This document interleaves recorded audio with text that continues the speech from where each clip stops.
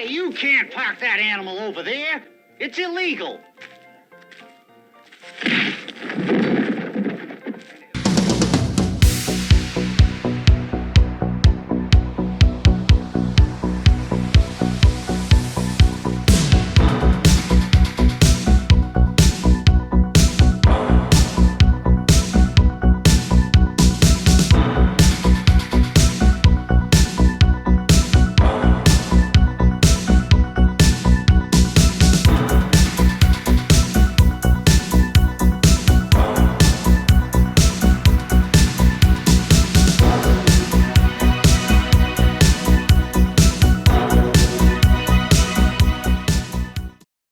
Not really sure what episode of Retro Rewind this is, like 5 or 6 or something like that. But whatever it is, welcome back to Retro Rewind. Know it's been a minute, you know. Don't kill us about that. But we're back, and we got a interesting movie that was definitely a lot different than I thought it was going to be, but in a good way. Mostly. So, yeah, we, Breezy kind of picked this movie. Not really, but, yeah. Kind of. Somebody recommended it, though, right? Somebody we know. Why is Ryan looking like that? I bit my tongue. Sorry. But anyway, the movie we picked was Blazing Saddles. Blazing Unchained. Mm-hmm. Blazing Unchained. That's a that's a good one. That's a good. Hey, you know what? Low key, a lot of similarities. This might have inspired that one. Yeah. I was gonna save that for later, but I just deep just hit. Yeah. All right, you give them some more guns and have them be a little bit more. You mean Tarantino about killing? You mean just insert Tarantino? Yeah, just plop them on in there, and yeah, you got a recipe for Blazing Saddles. Maybe he and Mel Brooks' Ghost should talk about that a little bit. I guess right quick, there was one scene in Django that was completely Blazing Saddle-esque, and that was the one where they had the clan masks. It was so wacky. It was so wacky. So wacky, man. That definitely, when I was thinking about that, I was like, that scene could have easily been in Blazing Saddles. All right, but first, with the synopsis. Let's give the synopsis. Okay. The Blazing Saddles, 1974 movie by Mel Brooks. And anyone who knows Mel Brooks knows that means this movie is going to have no chill. Okay. It is a Western parody. It is about a greedy real estate mogul. No, I think it was a railroad mogul, right? Railroad. Yeah. Who wanted to get rid of a town that was in the way of his railroad project. Now, the only way for him to do this, he had somehow worked out, was to give them a sheriff that they would definitely not accept. And that's because the sheriff that he chose purposefully was black. And after he sent that black sheriff to this extremely racist western town, that's when the story of Blazing Saddles really kicks off. But that intro scene before we get that prologue you got, you see all the real world workers talking, and then all the white dudes on the horses roll up and they start singing. They try to get them to sing and dance. They're just looking for songs. That's all, man. And you trying to like, you know those songs? Yeah, songs? What's that song called? You know the song? And like the way that all the railroads is looking at him like, huh? He was like, oh, I know that song. It's that recent song, and it was a like a nice little modern song for the time. Yeah, it was like Sinatra or something. Something that a traditional white person would want to hear song, and they went along with that. But then he's like, no, not that song. One of them songs you sing. One of them songs y'all be singing. Spirit, I don't hear no singing. When you was slaves, you sang like birds. Come on, how about a good old work song? I meant a song. A real song. Something like Swing Low, Sweet Chariot. I think it was a great introduction because it showed you, like, it punched you in the face right off the bat and told you, like, this is what you're getting into. This is what the movie's going to be about. Take it or leave it. Yeah. We heard all sorts of different, I say, man, everyone got punched in the face equally. Yeah. So after about 3 minutes was the first N-bomb. Straight up N-bomb. Hard R. Hard R. This was a different time. Okay. Then 2 minutes after that, we got the C-bomb. Asian all one. sorts of C-bomb. And then we got 30 seconds afterwards, right? It was real quick afterwards. It was like the same sentence. Mm-hmm. I think we got a Native American one. We got a Native American one. And then there was a very, very pointed usage of the word rape. Oh, yeah. Yeah. Mm-hmm. Yeah. That was early, too. That was like around the same time. Yeah. And then when he was later on, when they were doing the interviews about trying to get people to join the gang at the end, he was like, oh, yeah, 2 of them. So, yep. Let's see. What are you in for? Arson, murder. Why read twice? I like it. It's like, whoa. It's like, bro, what are we talking about? Whoa. So yeah, elephant in the room. This movie would not fly today. It would trigger people too hard, and they wouldn't be able to accept it. What do you guys think about that? Sad. It's sad. That saddens my heart. Because I think the movie encapsulate what everyone's saying today. Like everyone wants to be treated equal and seen as equal, and I think this one, like for comedy wise, it puts everyone on an equal playing field. Like it takes fun at blacks, Asians, Native Americans, white people, gays. Like no one's like everyone's equally made fun of. And like it tells you the whole, and then the story is about acceptance and like taking all those ideals and like just throwing them out the window and like realizing that people are based on their merit. So I think this movie specifically is a great thing that should be like shown today. Yeah. I think this movie will help more than censoring something like this would help. I agree. Because being able to talk about, differences and being able to poke fun of stereotypes that's the way to go. Being able to actually have a dialogue. That's how you like come together. When you like censor stuff, it puts stuff in the shadows. It does. And I think the thing too is like comedy is an easy way to like get into it. You can make someone laugh and it's just an easy conversation after that because everyone's laughing. Everyone's a little loosey goosey anyway. So it's like, it just makes the conversation easier than like being in like a situation where you're like all tense and like upright and trying to have a conversation. It's like scared of being canceled if you say the wrong thing. Yeah. Right. And it's like if you have it in a joking situation that's in an open area and you say something that is a mistake, you can laugh it off about it and just keep going. This movie can only exist because the cast and crew did just that. Exactly. They all enjoyed each other's time and it was no hard feelings. They all went there and it's like, we're telling this story because the whole point of it is like to be together. Yeah. And I think it does the movie itself does a great point at first steps. Cause like dropping the like this, they do the characters dropping the N-bomb into like accepting someone doesn't happen overnight. And I think they did a good job of showing like time and like, you can be this horrible person and you can learn. And I think today's people aren't willing to give people an opportunity to learn. It's either you know it or you don't. And it's like, you don't just know something. You have to learn something. You have to act upon it and keep doing it. And I think the movie did a really good job of showing that. Oh, yeah. Absolutely. Yeah. It, honestly, what you just said, like he changed their minds through his actions. They warmed up to him through his actions. It wasn't nothing he could say. It was what he did. And the beauty of that too, it was different with all types. And that's the reason I loved it. So like, you look at like Mongo. Mongo was just big meathead, right? And he said he didn't want to leave. He's like, cause you're the first person to beat me in a fight. Yeah. So it's like just pure respect. Like man to man, you beat me in a fight. Like I'm gonna follow you. Then Gene Wilder was just like, we just boys. Like I was drunk. We drinking together. We cool. Yeah. And then it's like the girl was like a whole sexual thing. So it was like everyone he impressed, it was a different way to impress him. But like it was all be from like his character of just like, I'm gonna be me. And really, like, the whole movie, it just felt like a shonen arc. Yeah. Yeah. Because he gathered everyone hated him. He gathered his squad, made his team, went back and found his OG squad, brought them up with him to fight the bad guys at the end. Bro, you even had light speed power scale. Remember the scene when he did the quick draw? He did. I thought we was gonna get some.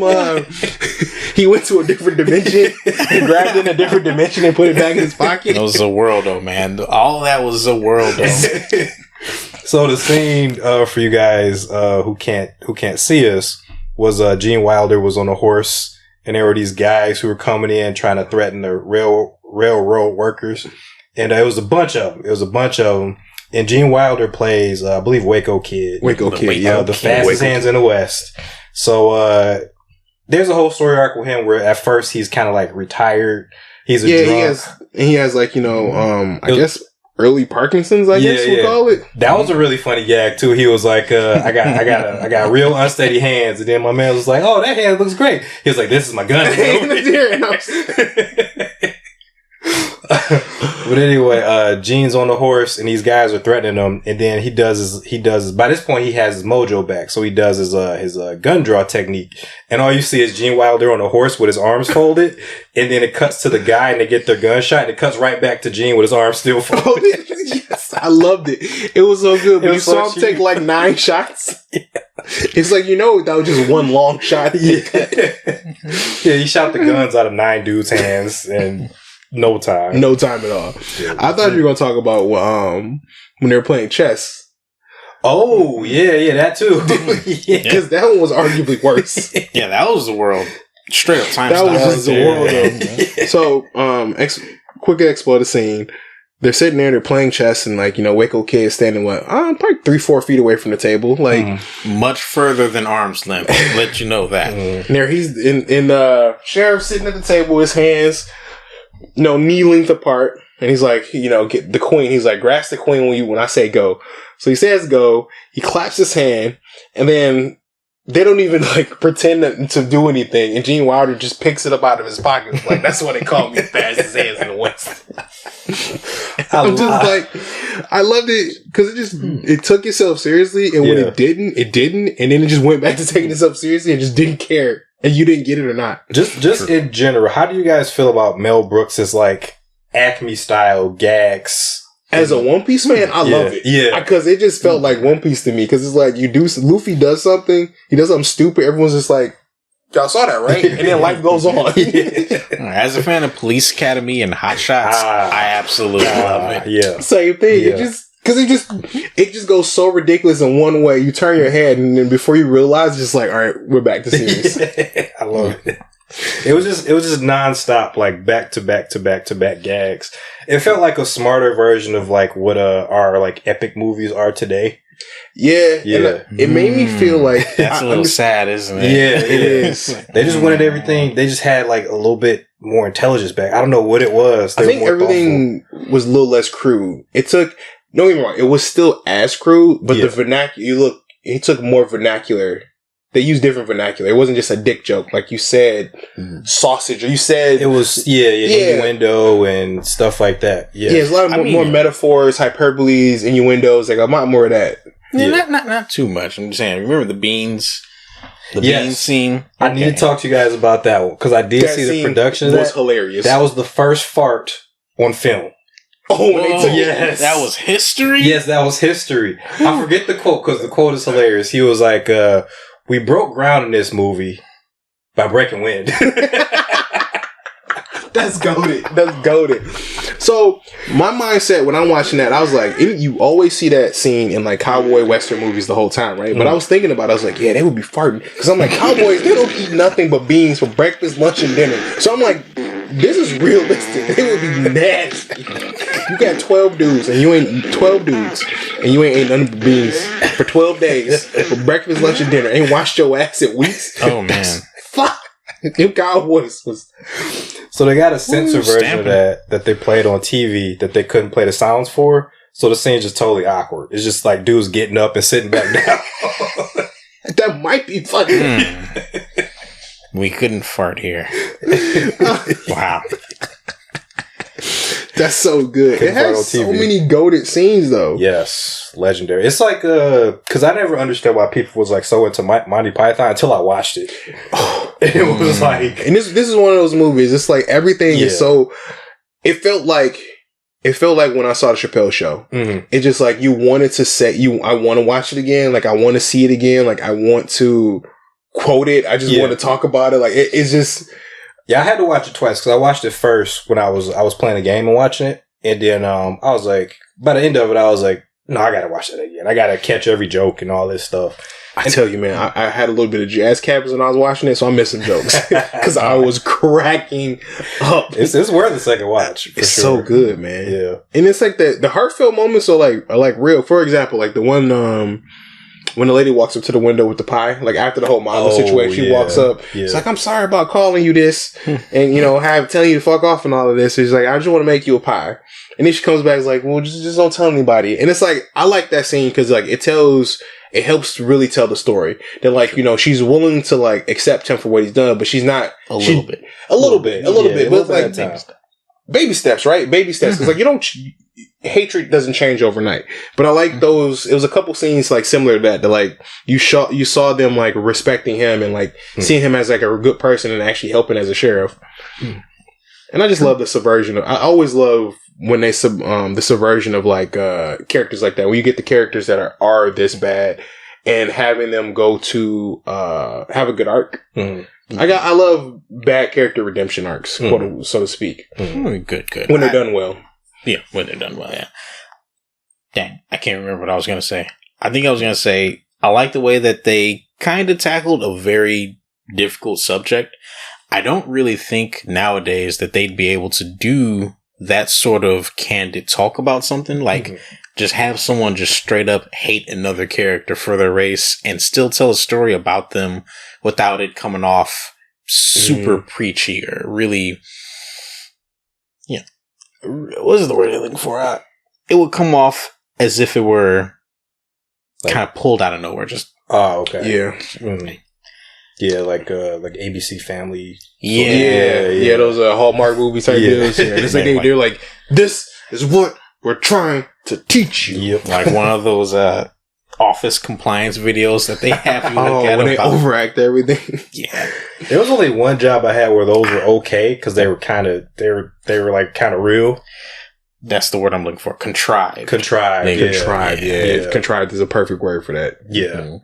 But we said preachy. I just kept thinking about the pastor when he came in and like and he was like, and he looked down. He was like, God, please help me. And they shot the book. He was like, on your own. I was just like, he tried. Yeah, bro, when he did it when dude was trying to snipe, they were like, get the hell out of here, man.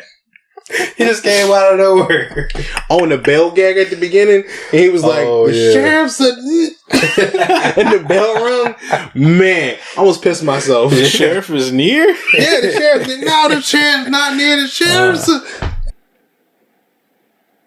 sheriff's coming. Ring out the church bells. Strike up the band.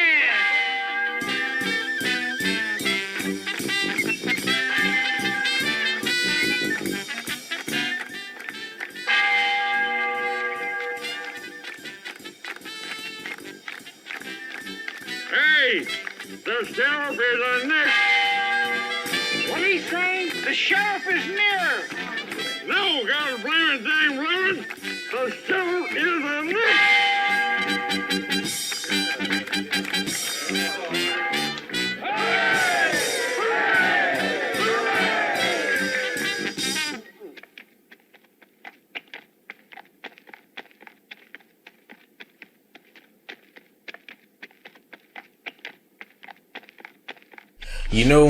That is another difficult conversation that I'm about to pull up. Okay. I hope this isn't too bad, but proper use in the comedic sense of the N-bomb. Yeah. I'm like hard R. Yeah.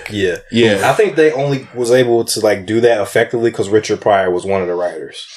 Yes. Yeah. And that is good information to have, Richard Pryor being one of the writers. Yeah. But I am a firm believer that, it's ways to do it so that it works properly. And I think that was one of them. It's mostly Jewish writers, but they knew Richard. Richard. I think Richard was the reason the script was just so filthy. I think so too, because it very much reminds me, because we were talking about Django earlier, is that like Leo, when during Django, Leo D had a lot of problems saying the N-word, and Samuel Jackson called him a nigga and told him like, shut the fuck up, nigga, we got work to do. Shoot, and I'm assuming Richard Pryor had a similar thing. It's like, it's cool, just let's do this. Let's make this for the comedies, for the fun, for the jokes, for everything. I can't remember which actor it was, but one of the actors, I don't know if it was the first guy who was the singing guy, or if it was like the henchman guy. It was one of those two, but I think one of them couldn't do it. They like got real. They was like, I can't be saying the N-word all day. And the lead actor, I think his name is Clayton. He was like, listen, we having a good time here. This is a comedy. We're making magic here. You know, I'm not offended by it. As a matter of fact, I want you to say it. It's gonna make the scene better. And that made the dude feel a lot better about it. So that's what I mean, like being able to have an open conversation, because he's uncomfortable because of what the word is and history and whatever, and like the situation. And he's literally looking at black dude like saying it to his face. He's like, he's like, bro, you in character. We need you to say this. That's the only way the scene is going to work. Character, you an actor. Act. Like we know you don't feel like this. And like we were talking about off camera, like you could say the most heinous thing to somebody, but like it's like, where is the intent? Yeah. Like in this sense, it's like the intent is the joke. For the film to make it to be funny. Like that's what it is. Like the intent is not to bash this race of people and I'm assuming Fran, because you're spending hundreds of hours making this movie with them. You know what I mean? It's like you don't actually feel like that, so it just let shit go. Personally, I understand, because like imagine if you had a person of another race. I definitely get the aspect of where it's coming from, but I'm kind of wondering. I'm trying to wonder if I could do it. I mean, like, if I was an actor, I'd have to do it.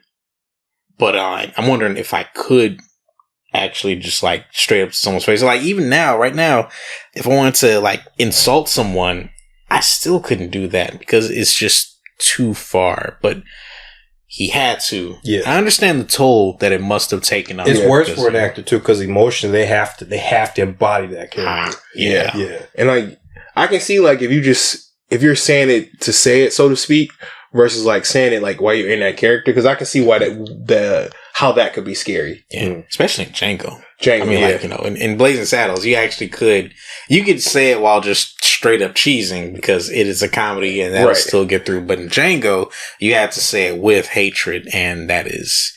It's what Sam Jackson had another quote from that movie. He was like, if you tell a movie about slavery, you need to have a white person in there saying some of the heinous shit you can ever imagine to actually make it right, like make the scene right, like to sell what you need to try to sell. And it's like it needs to be done. If you're trying to tell that story, you need to do it to tell that story. But you know, the weight of that's a risk as an actor too. Like you play a slave person and then you so hate it.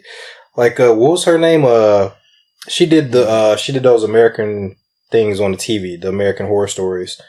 I think her name's Sarah Paulson or something like that. She played the wife in Django. She played I think it was Leo's wife. Oh yeah, okay. I know what you're talking about. So yeah, she got to play this role, and she was like kind of almost like America's sweetheart at that point. And now you play this role where like every fucking body's gonna hate you. That's rough as an actor. Yeah, because people. It's rough as an actor because people are stupid. Yeah. People don't realize that, like, you take a movie, because, like, even when James Earl Jones saying, like, people fucking hated him from Star Wars back in the 70s. He's like, bro. Because he was a good actor. You're so good at it. It's like having a dream and then waking up angry at the person that the dream was about. Yeah. And you're like, the same sort of stupidity. You know that you're being dumb. But you still like, God, I'm so fucking pissed at this person. So it's like, a lot of people can't really separate hating a person over liking an actor for playing a hated part. It's like, I really like it when an actor plays a part that a part that I can hate. Like, if I actually hated the actor, I would mute you when you were on. Yeah. But when you're playing the part of a hated character, I want to hear everything you're saying because you're so good at making me hate that character. And some people can't separate the two. True, because Christoph Waltz is one of my favorite actors, and the character he played in Inglourious Bastard was a heinous motherfucker. Oh, that dude, but mega Nazi. He was so, like, the moment he was on, he commanded the screen every time he walked on it. Like, from the beginning of the movie to, like, them being under the house, like, that whole scene, I was terrified for them because just the way he was, and I'm like, you need a heinous German if you're going to tell a good movie about the Holocaust, you know what I mean? Absolutely. Same in Django. He played the German guy in Django. The good guy. Yeah, the good guy this time around. You know what I mean? Right. Now, he went on like a boss in Django, too. Yeah. He's like, man, I can't. He's like, that's the man I am. I'm going to die, you know what I mean? I was like, hey, got my pride. Salute to a soldier with that one. Yeah, I was talking to Ryan about that, how Django had a very similar sort of structure to you ever see Leon a Professional with Jean Reno and Natalie Portman? Yeah, same thing. You find like this powerless person. You got like this like assassin mercenary for hire, and they kind of teach them the ropes how to Batman. Well, yeah, Robin. Yeah. That's one of my favorite story arcs. Is jaded old man finds someone like insert whatever. I love that story. Yeah, like the jaded old man finds love again. Old Man Logan. Yeah, same one. I love that story. Old jaded man finds love again, and they always die. I mean, jaded old men always die. You have to. Honestly, it'd be really weird if they didn't. If they did. Just like, okay, go off and be a killer now. Like, oh, okay. Well, no, you do you bring out the little bit of good you got in you. You put hope into the next generation. And you go, yep. Because if you stay around, you still be a menace. Yeah. And it was like you realize your time. You have to pay for your time that you spent being a menace. That's what it is. It's like you pay forward the time to help out. So you did your menace time. You paying for it. You just head on into New Game Plus. Yeah. You know what I mean? I'm sure you'll respawn somewhere. Yeah. Oh yeah, it'll spawn somewhere. Yeah, I think Django is a love letter to Blazing Saddles in so many ways. I think so. I know he had a lot of influences. I know the original show. I know he watched a lot of fucking westerns. I know I noticed some blaxploitation there, but I see a lot of DNA from Blazing Saddles. Yeah, in Django, because even the comedy in Django is like straight out of Blazing Saddles. Like you said, like with the mask thing, like in a lot of little. Or even Jamie Foxx rolling up on a horse in that blue suit. Like, oh, yeah, because this character, Clayton or whatever, they made him play him like he was like hip. He was the hip cowboy. So he was wearing like 70s shit, even though it was supposed to be like. That's why I was like, groovy. Because I was wondering, he was saying, like, some of the things he was saying was like, whatever. And can we talk about the ending? The fourth wall. Before we do the ending, let's talk about the cartoonish ass villain, because I love the villain. He was land, sea snatch. Haley versus United States. Haley 7, United States nothing. You see, it can be done. Can be done. Unfortunately, there is one thing that stands between me and that property. The rightful owners. There must be some way of scaring them off, of driving them out, of getting rid of every human being alive. It's down the hall and to the left. No, sir. What? I got it. You do? What? I know how we can run everybody out of Rock Ridge. How? We'll kill the firstborn male child in every household. Too Jewish. He freaking over the top. Felt like an anime character because he did all this villainous shit, but like when he's in there, he's like, "Where's Froggy? Where's Froggy? Daddy loves Froggy." I'm just like, this man just tried to kill hundreds of people and just ruin an entire city for his railroad track, but he's in here crying about Froggy in his bathtub. Froggy. Again, another kind of nod from Django. He felt like more of a tame and cartoony version like Leo's character, now that I think about it. Because Leo's character is pretty cartoony, but he was just as heinous. He was more cartoony and less heinous, but yeah. You can see Leo existing in real life. This guy is like a Looney Tunes, but a racist Looney Tune. So just a Looney Tune. But yeah, that led into the fucking finale, which was but even the other Looney Tune gag, the literal Looney Tune gag, when he walked in and pretended to be the delivery guy and hands him a bomb. That was disorienting. It was like looking through a time portal to a point where a Looney Tunes reference was actually relevant. What the hell is that?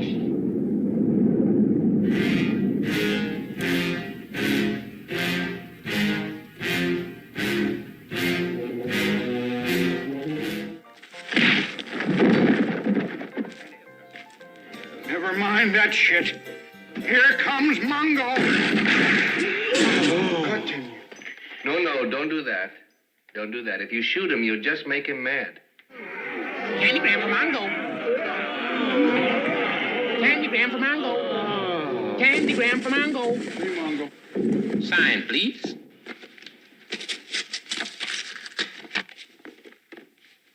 Thank you.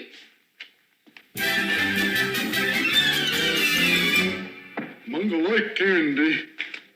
And I'm like, dang, this was in the 70s. Yeah, bro. Mel Brooks grew up on Looney Tunes. Which is crazy, though. I mean, the crazy thing now is relevant again because of Gear 5. Oh, yeah. Looney Tunes. I don't know, man. Being relevant and being hired for a commission is very different, bro. Fair enough. But yeah, that ending. Yeah. So before we got there was plenty of fourth wall breaks. You know, there was. But were they fourth wall breaks? Because the fourth wall break didn't canonically mess with the movie that was being shown Until the ending. But then they watched the ending of the movie. Yeah. Then the ending of the movie became not the movie until the movie became the movie. So did anyone else beat BioShock Infinite? Because that is straight up what just happened. They were sitting looking across the lighthouse at themselves. Yeah. It was... Well, the thing is, because the movie was on a scale of certain amount of ridiculousness. Yeah. Like it was like at a solid 7 throughout the movie. It jumped up to like 8 or 9 here and there, and then it just went to 15 at the end. And I was like, that was an unreality spike. Yeah. It was just unhinged Mel Brooks. You're just like, we own a studio. I want to put all this shit in there. Let's do it. And then we just ran into the intro of Family Guy, and I was just like, what? Oh, yeah. Oh, that was hilarious, too. You know what would really be... Imagine this, right? You are a movie producer, producing a movie, you have 10 months to make it, you're on month 9, and you kind of run out of time to set up the scene for the ending. So instead of having the scene be in the Western place that the movie takes place in, you just have the scene be inside the movie studio that the scene is in the movie studio.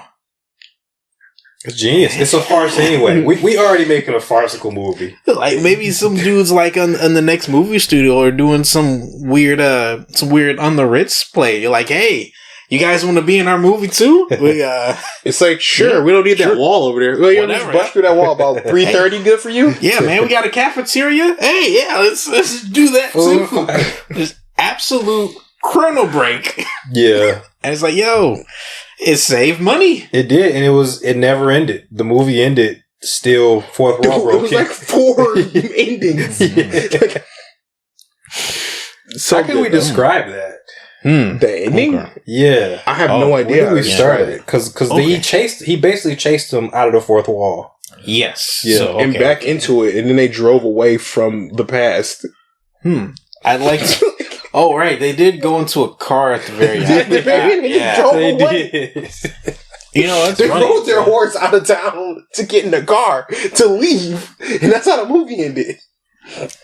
Was it the DeLorean? Did they just get in a DeLorean? Because if they did, that would have just made my life even better. They just went from horsepower to horsepower. That's it's fair. Yeah. So, okay. We do got a bit before that. We got the whole fake town. Remember, he strategized to make the fake town to save that felt very Looney Tunes, very cartoon, very animated me. Yeah. But it helps. It was the final part of that storytelling, though. And I think it did a really good job of that. Because it was like, when his brothers and they rode up with the supplies, and they was like, whoa, we take everybody but the Irish.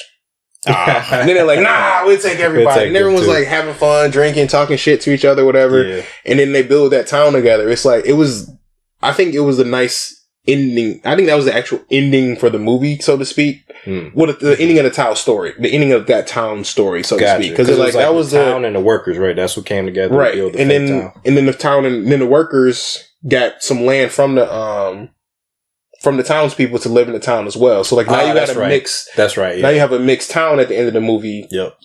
When it started off as a racist town. So like I think the story it told, like the story it was trying to tell, like it told it very well. It was a good plot. It was a very good plot. At a certain point, Headley, he tried to, cause he couldn't, the sheriff was just kind of beating all his plots. Beat Mongo. Mongo was like this big meathead type guy. That scene is actually a pretty funny meme in the wrestling community that, never mind that shit. Here comes Mongo. And he breaks down the doors. But okay, he beat Mongo, and then the villain guy, Headley Lamar, I think his name was. Mm-hmm. He recruits a prostitute. Yes. Yeah, local German prostitute. I think she was actually like supposed to be an assassin / Yeah, she worked for him. Yeah, but I think she was legit a prostitute. I think her whole song was about been on the job. Yep. Yeah, It's a little bit too long, and my entire lower body is completely senseless now. When you said that, I was just like, "Oh, we just gonna put it. We just gonna say it. We just gonna say it." So I believe she was nominated for Academy Award for her whole performance because she was great. She was great. She was great. She was great. I've been with thousands of men again and again. They promise the moon. They're always coming and going and going and coming. And always too soon. So can you believe how much I am in heaven? I'm like getting the feeling of coming in the gym. I'm getting the feeling of coming at home. I'm getting the feeling of coming backstage when I pump up, when I pose out in front of 5,000 people. I get the same feeling. So I'm coming day and night. I mean, it's terrific, right? Did you guys peep that like she was just singing with the German soldiers? I'll say. Oh, at the very end, they were just singing. Like a German song together, just vibing. And I was like, in her suit. She was in a suit at that point. Yeah. That was. I liked her character. Her and because she was working for the villain guy. She had she was the femme fatale. She was the femme fatale, and the gag was funny. The whole gag, the German chick who can't say R's or whatever, it was all W's. Yeah, all W's. Hilarious. That was good. Hilarious. A good version of ooh, if you will. Yes. Yeah. The most. And after that, we got our other black stereotypes in that scene. Yep, black. There was actually more of a black stereotype that they had to cut from the movie because it was too spicy. Because at a certain point, she was like, "You guys are big," and she was sucking on something. And he was like, "That's my arm, baby." And it cut to black. He was like, "No, we got to cut that. Too far. A little too spicy." Yeah. I'd like to see that in the director's cut. I'd like to see the director's cut. I think they do have deleted scenes. I think they have an unhinged version of this movie. Unhinged version. I think that would be the best way. So Mel Brooks wrote her song. I think he probably wrote that line. Pretty damn good. Yeah. Straight up. I didn't see that actually be playing at any sort of burlesque show. I mean, what do you mean? We got Cardi, Doja Cat. I mean, their songs are just that. That, yeah. But hers was just straight up, like, yeah, this shit ain't for me no more. I'm tired. That was literally the song, I'm tired. I need a nap. When she went to sleep during the set, and dudes just came out and did the song saying, like, yeah, she tired, bro. And I was like, dog. I was dead. Yeah, but she ended up joining the sheriff's side. Right. What's the sheriff's name again? What the hell? Bart's? Bart's, yeah. Sheriff Bart. Where the hell did they ever say that? Probably the very beginning. Very beginning, because I'm like, everyone just called him the sheriff for his other name. Nissan. Big brother? Well, yeah, Big Brother. Big Brother. Big Brother. His brothers too. That scene was ride or die. He walked up with his brothers like, listen, I need you to get A, B, C, and D and meet me at the bar. Meet me at the spot. And then he was like, all right, I got you. And he just rolled over and his brothers like, all right, we gotta go, we gotta get that. I love those loyalty scenes that you see. Like in any form of meeting where you see like, you walk somebody and be like, bro, don't ask me no questions. I need you to do this. And they're just like, all right, bet. Let's do it. We do got the scene where he hired all the cutthroats. And he hired all the cutthroats. Boy. That was great. That was really good. That was good. Because we got the rest of our stereotypes to get knocked on in that door. Oh, the funniest one was the Mexican stereotype because they had the handlebars of a motorcycle. And then one of them had that horn. Stupid. Oh, man. Stereotype of work.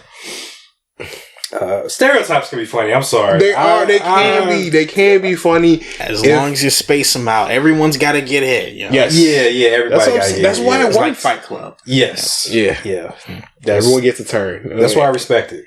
That's why I respect it. And it wasn't the thing too. They didn't linger on things too long. They let the jokes breathe, and if they it took the time it needed. Like it didn't linger too long. It wasn't like boom, boom, boom, boom right there. Like. They were just long, and then like as the movie went on, it was further and further in between. Yeah, because the plot actually, and like I like that too because I'm like everything made sense. Mm. except it didn't make sense. That's a really good point. The pacing was very good. Yeah. It knew when not to linger on the jokes. Because for example, we're talking about the scene where like with her and Bart's in the room. Like she walks up to her, she turns the lights out, she walks over to him slowly, she says her joke, whatever. Then the scene's a little dark, and then before it cuts to the next one, like it gives you enough time to like feel the tension and everything. Now that you say about what you said about the joke in there, that scene did seem as if it didn't have, as if a punchline was missing. Yeah, you know, it just suddenly cut ahead. I was like, oh, it's okay, I guess. A wet rose. How romantic. Have a seat, Sheriff. Won't you excuse me for a moment while I slip into something a little bit more comfortable? Bitte, baby. Tell me, Schatzi, is it true what they say about the way you people are gifted? Oh, it's true. It's true. It's true. It's true. Now that you say that, like, there was a joke there. There was a joke there, and it was too much for the 1970s. Yeah. What's funny is they did continue with the next morning with the schnitzel joke. Yeah, and they went to listen. The schnitzel joke probably went on too long because it was like 4 of those back to back to back. Too much schnitzel. Too much schnitzel. Yeah, too much Schnitzel, baby. And then he was, I have 15 schnitzels. That's my limit. Like, what? Oh, man. Any scene with him and Gene Wilder just interacting. Like, I love the bromance between them. Like, the genuine, like, love between them two. I like that Gene wasn't preachy, you know? Yeah. He was just like, you know, those dudes are just fucking morons, man. That scene was hilarious. When you saw Bart was just like, because I've had that conversation like with white friends, and like, you know, after something's happened, they're just like, yeah, bro, it's cool, whatever. And then when he said he was a moron, his face just lit up. I was like, I know, I've been in that moment where you're just like, you know what? Fuck it. It's just really not worth it. I was mad in the moment, but let it be. That seemed like an actual laugh. Yeah. That seemed that wasn't scripted. Yeah. That's first when I saw that too. I was like, did they just keep that in there? Yeah. He just couldn't hold it anymore. Because it seemed like Gene was trying to get him to laugh too. He was like, yeah, gotcha. What did you expect? Welcome, Sonny. Make yourself at home. Marry my daughter. You gotta remember that these are just simple farmers. These are people of the land. The common clay of the New West. You know. Morons.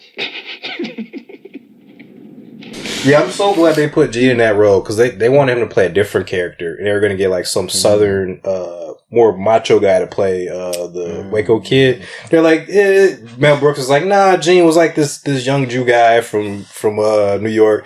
He was like, yeah, I hired that young Jew guy from New York because he brought something new to the character. And I think it worked too because like we see Waco Kid, I like anytime you see Kid on him, like I imagine like somebody that's like too young to be good at what they're doing. And I guess that's the vibe I got from him. Like he was like, I was doing it forever. I got too long and I'm jaded about it. But like his story, there were little backstories that they both had. The 5 minutes we spent on both their backstories, I think added a lot to their characters too.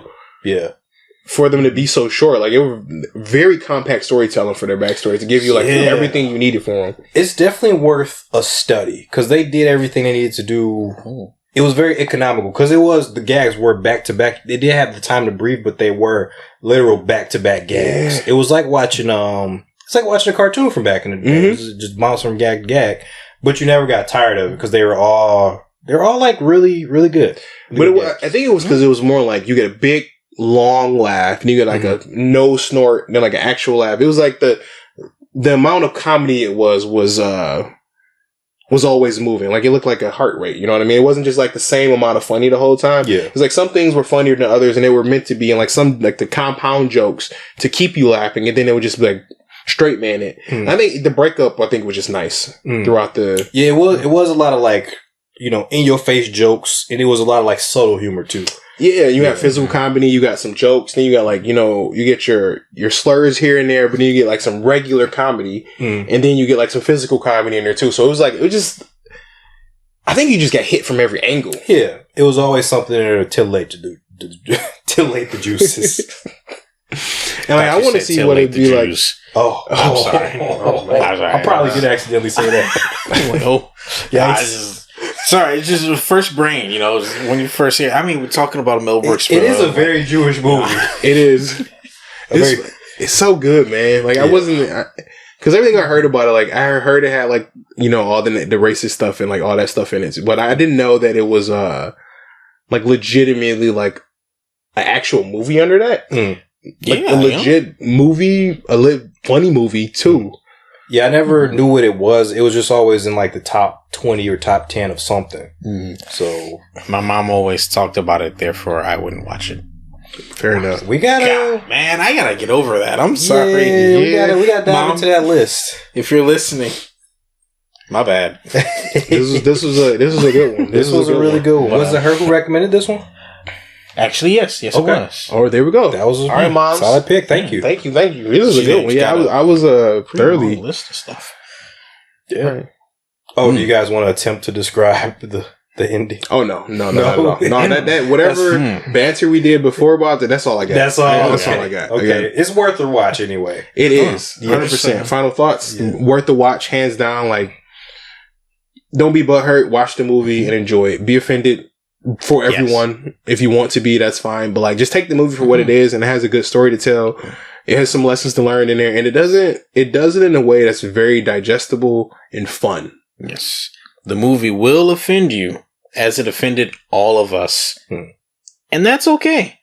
It's supposed to do that. It wants to do that. You should let it do that. It does a very good job doing it too. Yes. Yeah. Yep. The guys who made it, again, like Ryan said, they made it to be offensive, but they made it to offend everybody. They made it so that you could take a look at it and see what is ridiculous and go from there. Take with it what you will. They aren't preaching to you. It's up to you.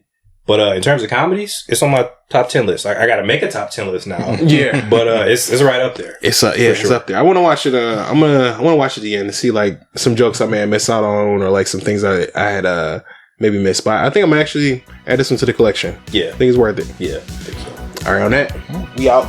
So, your best stay warm, may your pillow stay cold. Stay perfect, chat. Peace.